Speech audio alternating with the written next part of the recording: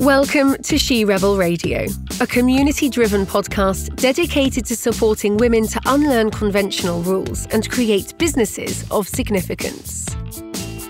Each season, She Rebel Radio brings you insights and advice from noteworthy women entrepreneurs who strive to create more meaning, impact, and purpose. Now here is your host, Lulu Mims. Keeley, the Pussy Queen, is here. Hi, Lulu. How are you doing?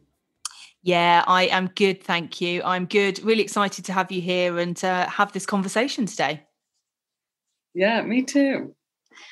So prior to your mission of all things female sexuality and empowerment, you were an academic research scientist, but also the daughter of punks.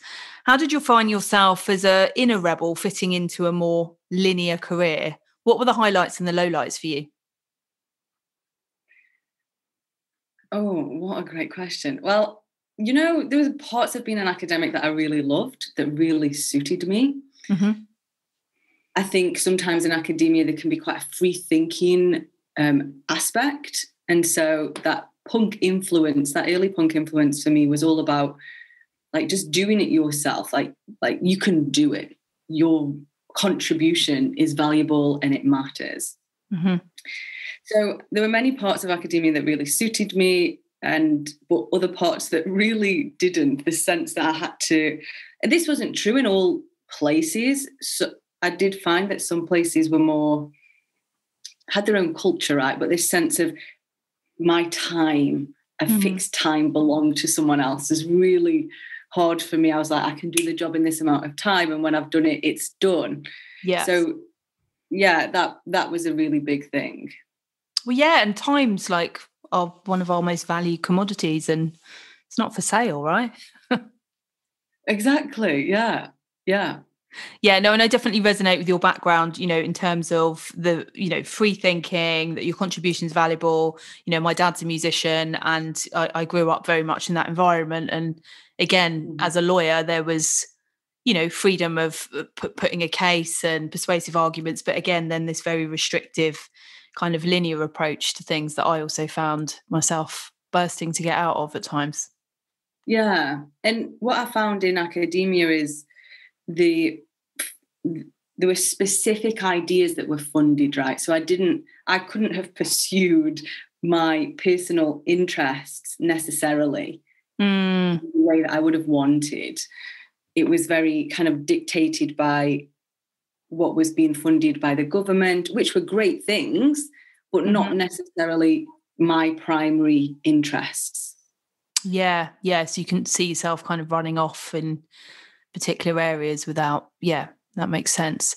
So can you tell us more about your experiences of the gender orgasm gap, which we're talking about today, and how is it that you found yourself at the forefront of a new revolution for women ready to reclaim our sexual power? How did that unfold for you? Well, I think actually I always had these two parts of me that I was quite interested in. So spirituality, personal development, and also, you know, pursuing this career in academia. Mm-hmm. So I was really into yoga in my early 20s. I used to go to shamanic circles. I kind of didn't really know why, but I just found myself there, you know, and I lived in Bristol at that time.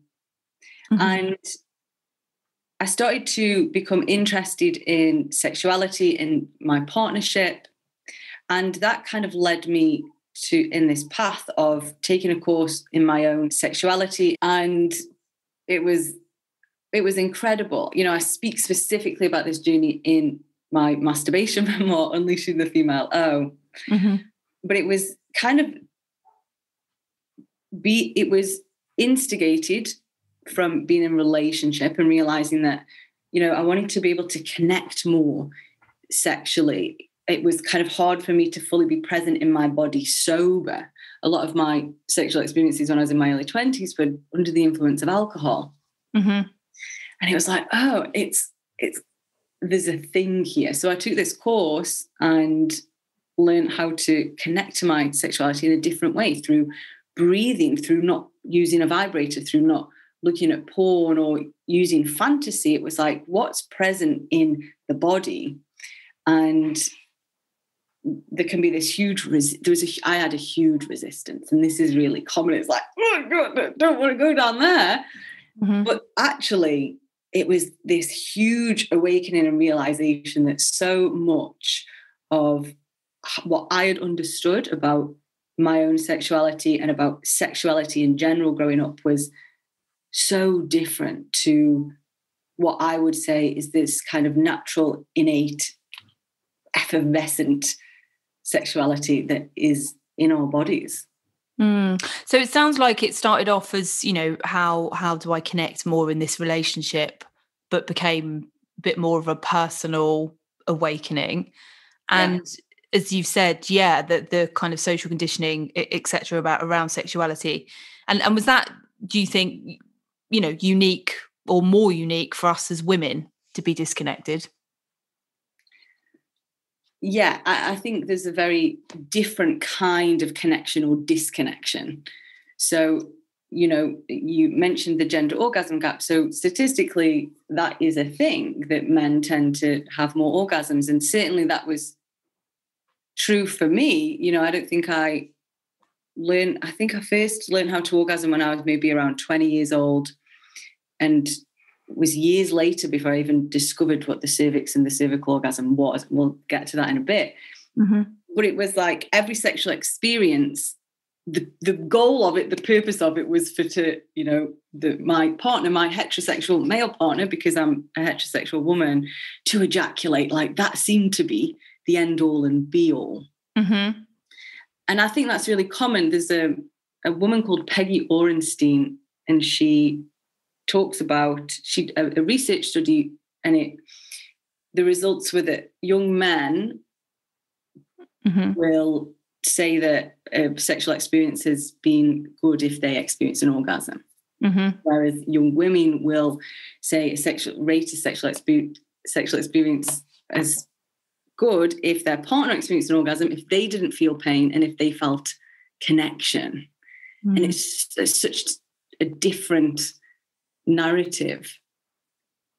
But in terms of your question, as you know, are women disconnected more? I think yes, but I also think that kind of like mainstream porn, and there's some really incredible feminist porn creators, directors and actors that are really changing this, but a lot of mainstream porn, it just gives off such a distorted image. And so I actually think that a patriarchalized sexuality disconnects men from their true essence of their sexuality, but in a different way.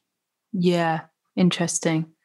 And I think what's really important there, as you said, of, you know, this goal or the purpose of sex in a relationship, or, you know, not necessarily in a relationship for more than a night, whatever it might be, in a heterosexual relationship we're talking about here is for the male to ejaculate. But actually, and that's a really important point in terms of, for women, just changing the purpose, right?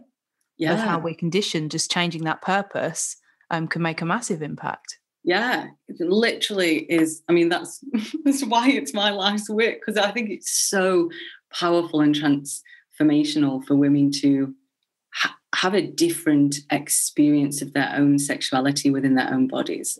And when we think about sex education at school, etc., you know, the cucumbers with the condoms or carrots or whatever it was, and again, a lot of the education for us as women, wasn't it, was the getting pregnant. Yeah, don't get pregnant. Don't get pregnant. Don't get an STI. Like, just be terrified of sex. Yeah, absolutely. Yeah. So what in your view is why our sexual power as women has been repressed, or our pleasure? And why do you think that's been taken away from us, and women and sex, you know, being demonized, or us put in fear of getting pregnant, getting an STI, and, you know, taking all the joy out of it? You know, that's a huge question. No, just a little one. I don't know. I don't know why, but if you look historically, that is the narrative. And for me, if I follow it, it kind of seems to connect to religion and, religious thought at certain times. Because for me, actually, the reclaiming of feminine sexuality, and that this isn't just for women, this is for transgendered people or people who don't have a, gender specific identity. It's like they still have magnificent, beautiful bodies and sexualities that doesn't necessarily fit into a specific norm. Mm-hmm. And so if we follow back spirituality, spiritual beliefs, and we arrive at, more goddess focused spirituality. So even just the ancient practices of Britain, it's a goddess. It's kind of like celebrates life. It works with the cycles of nature. It celebrates all aspects of life. It's about harmony with life, with the earth, with creatures. And for some reason, this has been considered less than or weaker. And I actually don't know why that happened. But our sexual power as women is a very, very powerful force. Mm-hmm. And when we connect to it in ourselves, we can become powerful creators. The Dalai Lama said the world will be saved by the Western woman. Mm-hmm. And I have a friend called Lauren Joyce, and she says the world will be saved by the turned on woman. And I always think that what these sayings mean is it's a woman who has access to resource, who also has access to compassion, like a broader perspective beyond just the valuing of logic and profit. It's encompassing the whole. Yeah. So, yeah, no, I love that. So many words of wisdom, and I love that. Yeah, it's the woman who's turned on who will save civilization. And that's a brilliant quote. I love it. And as you refer to, they're women that have access to resources and compassion. We have real responsibility with that, don't we? Because and I talk about in 3 Keys to Self-Actualization, which is one of my courses. If we're unable to securitize, I call it self-securitize, then we stay in that place of trauma, needing therapy, all of that kind of stuff. Or if we're in a country where many women are not even safe to use the bathroom without fear of sexual violence, and all of that kind of stuff. It's a very difficult place to build upon that. So I love that perspective of the responsibility that is on us as women to be turned on and to do the work that we're here to do. But really interestingly as well, in terms of religion and religious thought, I know you mentioned in your memoir Unleashing the Female O about some of the women archetypes or women in the Bible, like Lilith being one of them, or Lilith. Can you tell us a little bit about her? Yeah, so Lilith, for me, I can describe my connection or understanding of Lilith. So my understanding is that she was cast out because she refused to have sex, I can't think of the right word, like subjugate during sex. Mm-hmm. And so Lilith kind of symbolizes this, the wild, sexually alive feminine archetype. Mm-hmm. We see kind of similar things with Medusa, right? Like Medusa with the snake hair. Mm-hmm.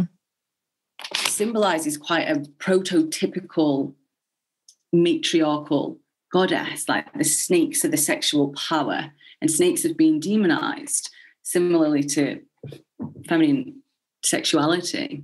Mm.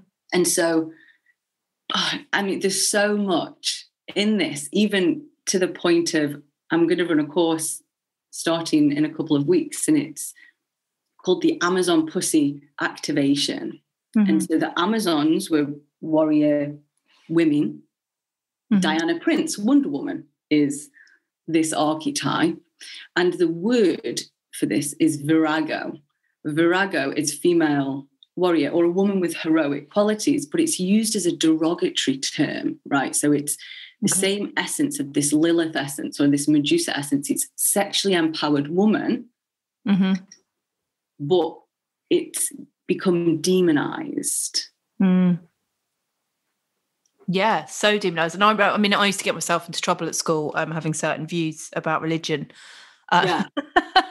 etc. But growing up and doing the work that I've done and conversations that we've had, etc., is it makes so much more sense to me now in terms of what it's such a female narrative that was missing from any of that education. As well. There were no women apart from Mary that was talked about. Yes, and actually a sexually empowered woman is often, we don't really see that archetype. She's a slut. That's like the equivalent. The word virago comes from virile. Virile means strong, vital life force and sexuality, but it's specifically in the masculine. Yeah. The equivalent in the feminine is fertile, which doesn't mean sexually alive and vibrant. It means, the capacity to bore children. Yeah, totally different thing. And as you say, in terms of slut, that there's been this very defined kind of narrative again of women and mothers or whores. Yeah. Not both. Yeah, like dichotomized.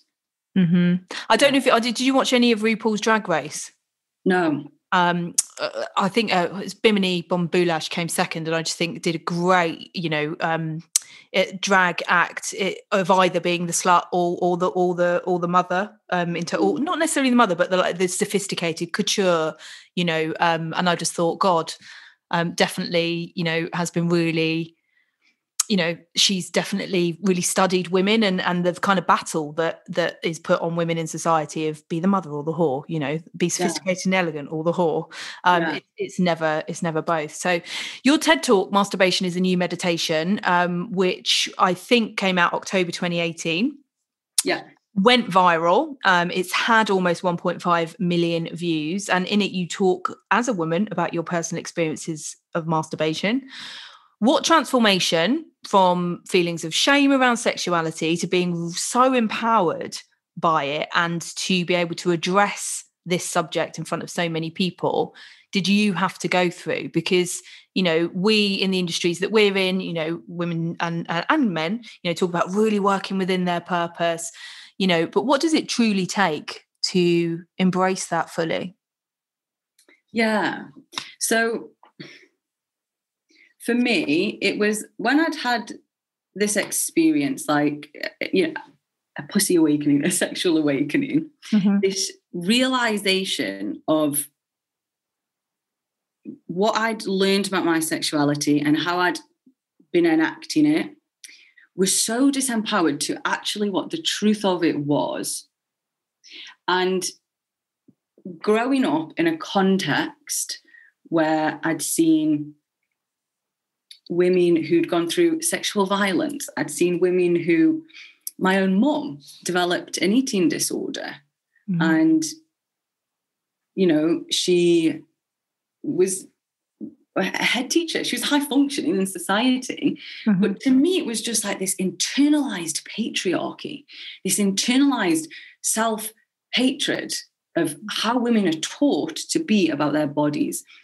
And it was like, how to get the power to kind of be able to share this was I guess like this virago energy of like, no, fucking no, like this is not okay.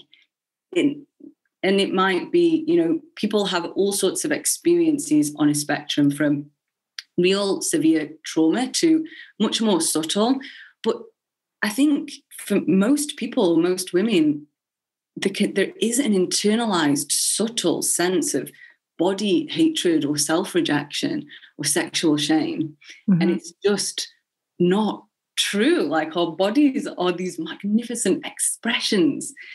I studied science I think that when you study pure science, you are studying the miraculous.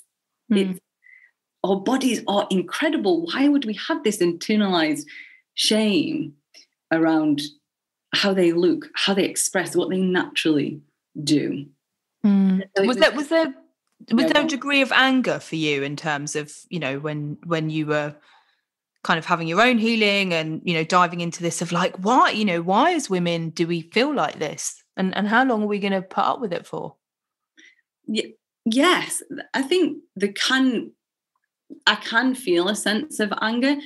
It's more shock and disbelief. I'm like, oh yeah, but it's not actually like that. You know, the sexuality of the body, we're not born with all this shame around our bodies and our sexualities. That's something we learn. And it really doesn't support us in our lives.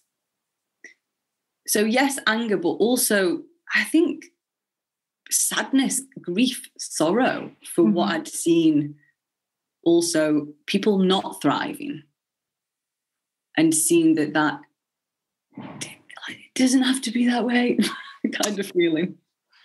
No, and as you say, you know, having an awakening, you know, of any description of suddenly seeing things for how they are, and not when previously you're unaware of them, right?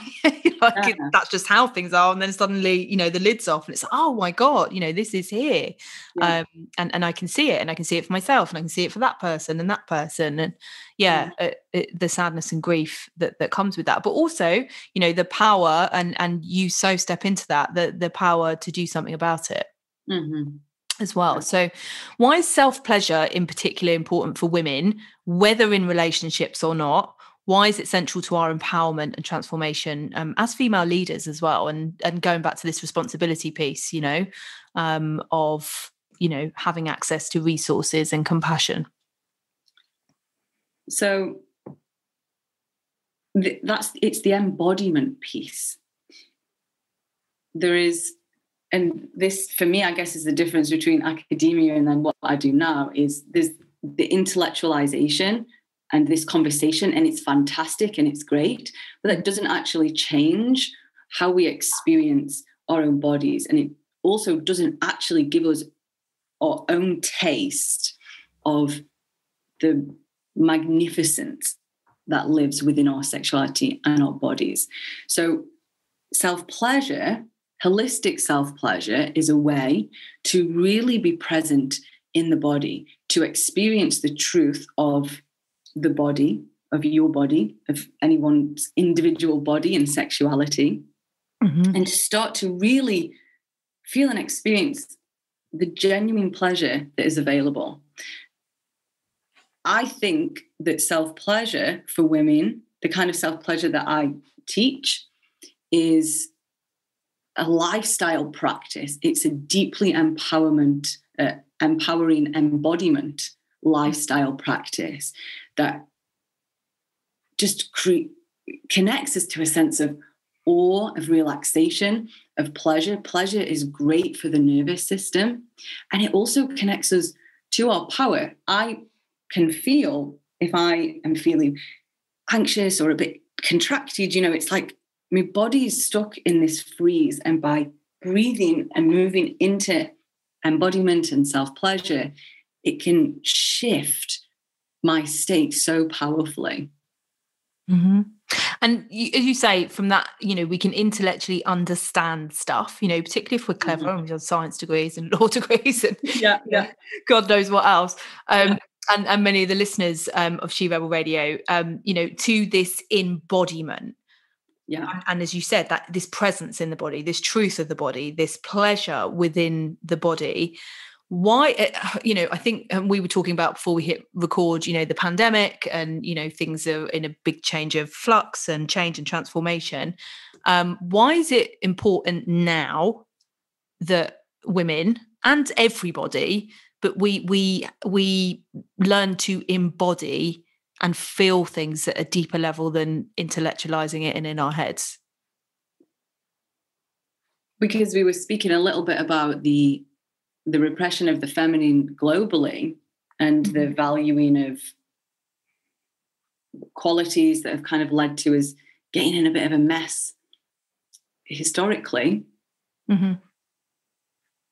And so when we go into the body and learn to feel and feel safe in our bodies and trust the wisdom of the body, that's healing the feminine. That's bringing feminine leadership qualities that the world needs right now and bringing them to a place of forefront. Yeah, and bringing in that harmony and balance that you were talking about before. Yeah. We can't have harmony and balance without that. Yeah. Okay. Amazing. Thank you. So for those who are, who want to maybe go gently with this and create or start to improve a practice of self-pleasure, what are your 5 foundations of holistic sex and why they're important?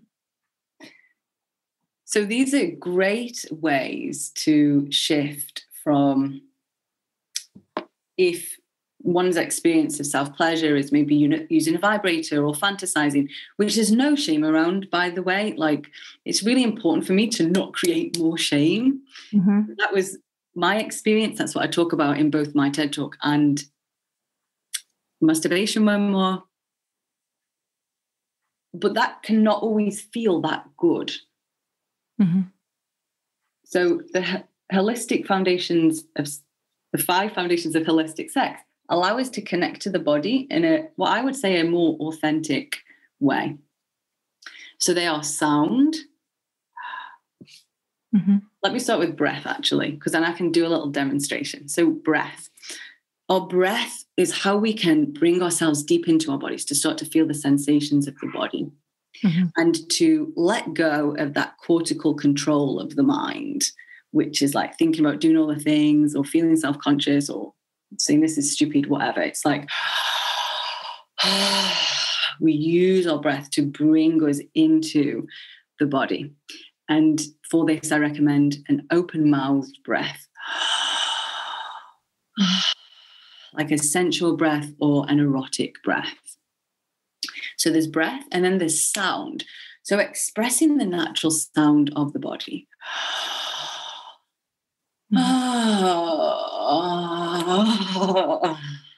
And try this, like do it a few times and it changes your state so much. It's like, boom, presence.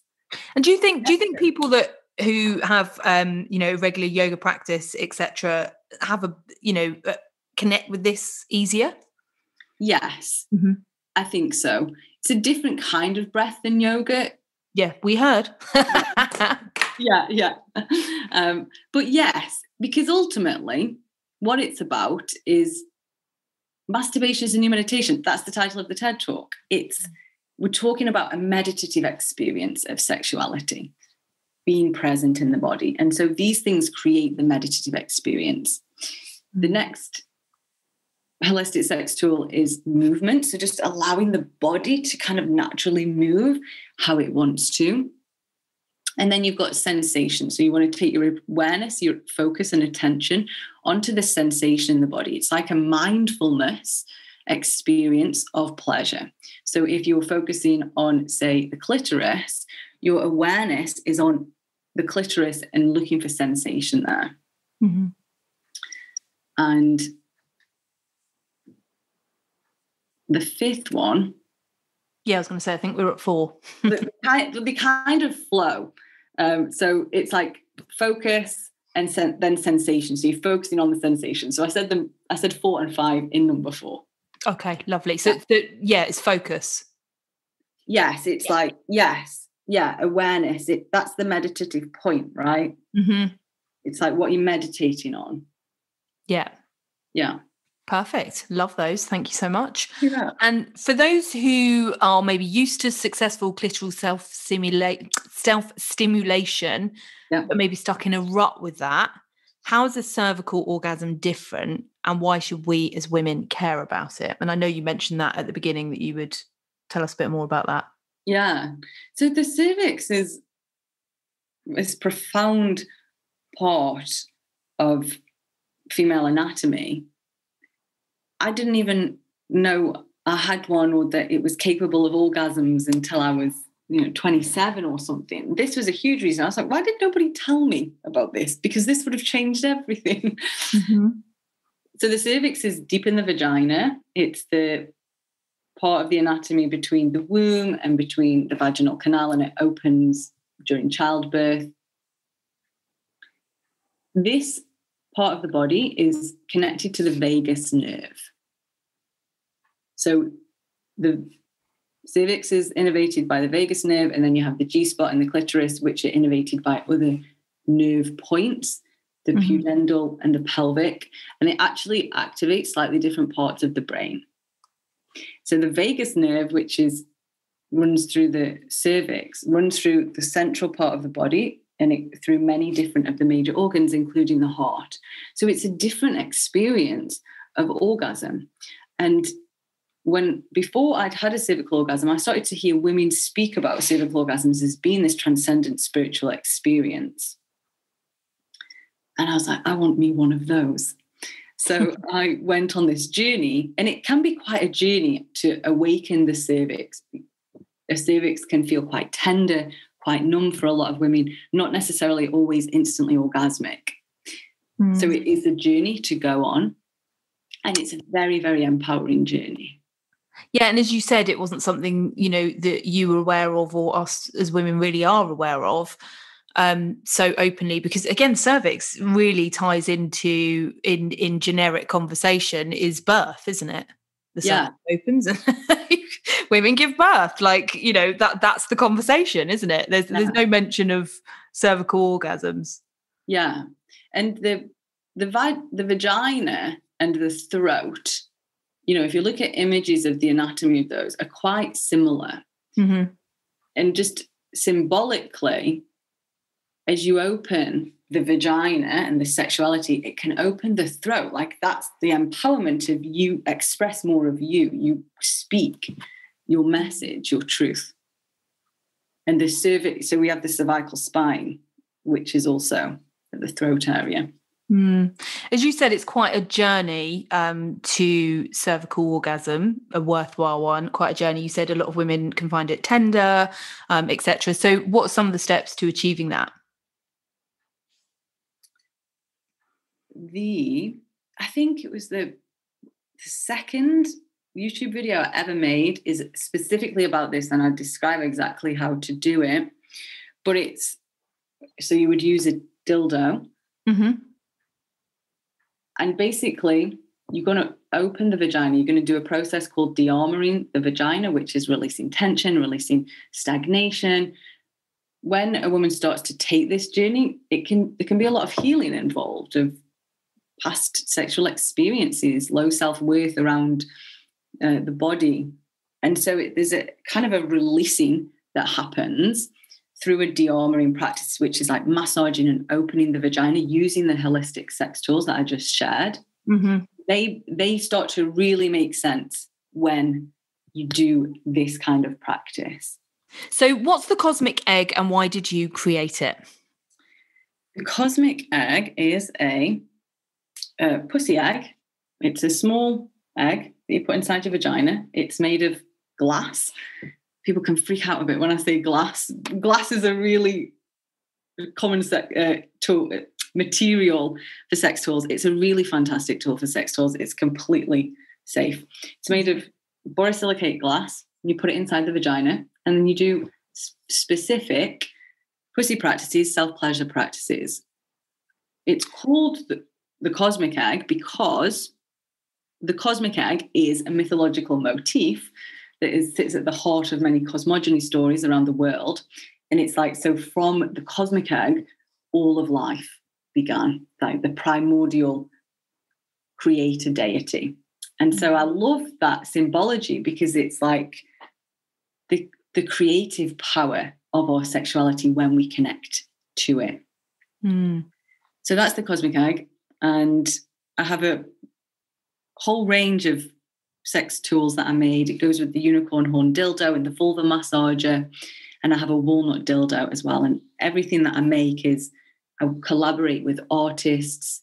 We make everything's handmade. It's exquisite. It's like the highest quality self-pleasure tools, and then I teach courses with these tools that go alongside it. For me, it's like the luxurious pussy experience. And holistic tools, as you said, because when you're talking about de-armoring, to do that, you need holistic tools and maybe not your average product. Yeah, it's like the level of intentionality that goes into them. It's not, it's not like, the reason I created them was I was recommending sex tools to women when I was working with them. And most things were mass produced, cheaply made. And it was like, to me, the equivalent of an organic, juicy blueberry, right? Versus some cheaply made, just laden with sugar and just could a really long shelf life in a packet blueberry muffin. It was like the difference between the two. And I wanted to give women the fresh, organic, vibrant, juicy blueberry experience. And so I take them to sacred sites in Scotland. The first set of cosmic eggs I took up to the Isle of Skye. I took them to the fairy pools, the fairy glen. I took the walnut dildos to the 5,000-year-old ancient yew tree called the Fortunal Yew in Scotland. The reason I do this is because a core part of my teaching is realizing the body as an expression of nature, realizing our sexuality as an expression of nature, reconnecting to Gaia, the wound of the feminine. We see it in how we've treated the earth, and it's the same with how we've treated bodies and female sexuality. So I really add in this level of sacredness, of ceremony, of intentionality. I could say a lot more about that because I get so excited. Beautiful, though. No, it comes across beautifully, and I think people, the She Rebel radio listeners, will really appreciate the difference with that intentionality and sacredness. So, I would love to know what is next for you and the Pussy Ascension School and all the incredible things that you're doing, and also how can people find you and follow your work? Yeah, well, I have a range of different courses. I have the Walnut Dildo course, I have a Cosmic Egg course, and then I have a sexuality course with the 3 tools, the unicorn horn, the Cosmic Egg, and the vulva massager. I have coming up very shortly it's called the Amazon Pussy Activation. I mentioned it earlier. That's with a limited edition range of Wonder Woman designed Cosmic Egg, unicorn horn, and vulva massager. It's like in the specific Wonder Woman colours.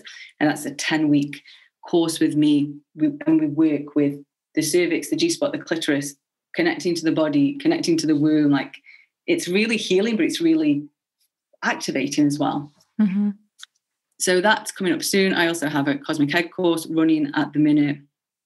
So yeah, it's kind of just like really sharing the transmission of the work, helping more women to have this experience of their sexualities, but also now really allowing women to have these tools that they'll use for life and to help them implement it as a lifestyle practice and way to connect to their bodies. Absolutely. It goes way beyond your courses. Yeah. How can people connect with me? I share regular videos on YouTube, Keeley Olivia. I have a podcast called the Ministry of Pussy podcast. Mm-hmm. Amazing. We will put all the links below so people can watch your videos. And where can they download your ebook? Yes. So I was kind of thinking in my mind, like, how do people find these things? So on my website, www.keeleyolivia.com, there's a link to all the different things there. And so you can get the ebook there and the TED Talks linked there, the podcast, and the YouTube videos come out in a vlog. So when you sign up for the ebook, it puts you on the mailing list. So you kind of, then you get all the fresh things. And I'm also on Instagram at Keeley Olivia, although Instagram likes to shadow ban me. So never.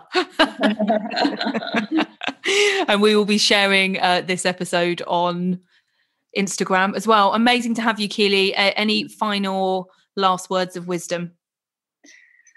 Just to say thank you so much, Lulu. I really appreciate you and this conversation. And I really hope it supports people who listen to it and starts to just open up new possibilities and avenues and epic orgasms as well for all your listeners. Amazing. I know it will. And I know the She Rebel Radio listeners will love this episode. It's been amazing to have you. Thank you so much. Thanks for listening to She Rebel Radio, the podcast for women unlearning conventional rules and creating their businesses of significance. She Rebel Radio is executive produced by award-winning coach and advocate Lulu Minns. If you enjoyed this episode, make sure to hit subscribe. And if you're feeling social, find Lulu Minns and the She Rebel Radio community using the links below.